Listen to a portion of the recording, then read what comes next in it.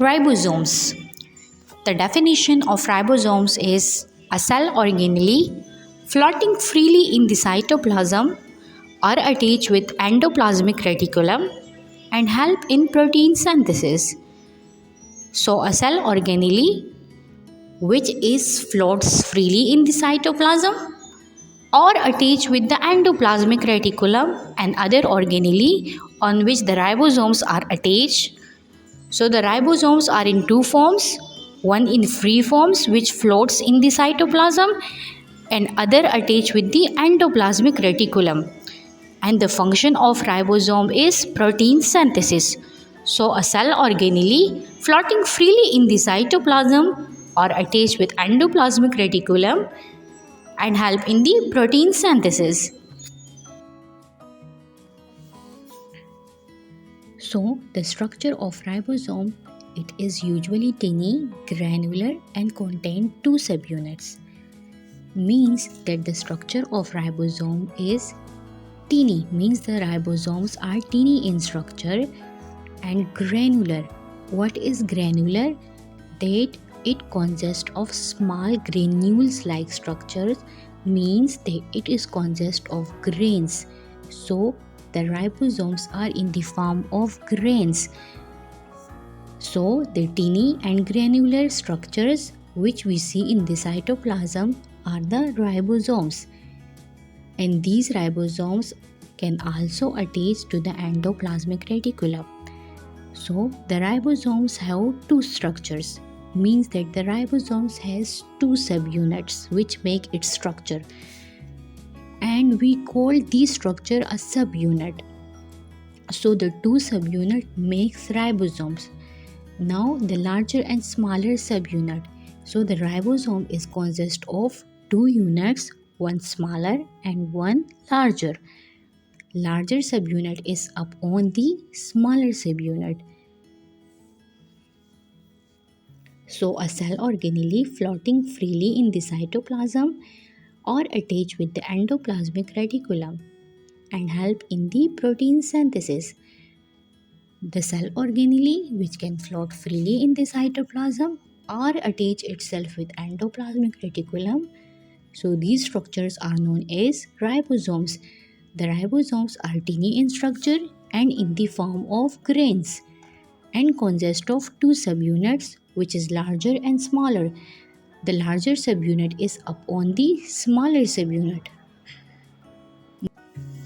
As we were discussing the structure of the ribosomes, so the ribosomes consist of two subunits, smaller and larger subunits, and the larger subunit is upon the smaller subunit. So look at the picture of the ribosomes where the two subunits are present.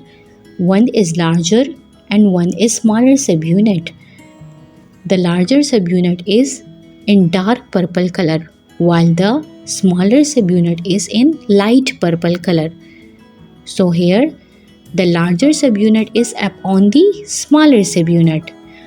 Now the composition of these subunits, that what is the composition of these subunits?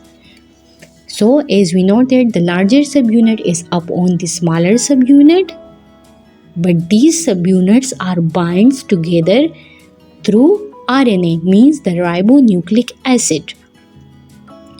And these subunits are made up of proteins and ribonucleic acid components. So the ribosomes consist of two subunits, and these subunits are made up of proteins and ribonucleic acid components, while these subunits are attached with each other through RNA. Now the non-membranous organelle. What does it mean? The non-membranous organelle mean that the ribosomes is not surrounded by any membrane. As the mitochondria is surrounded by membrane, but the ribosomes are not surrounded by any membrane. The endoplasmic reticulum is also surrounded by membrane, but the ribosomes are not surrounded by any membrane. So the ribosomes are the non-membranous organelles.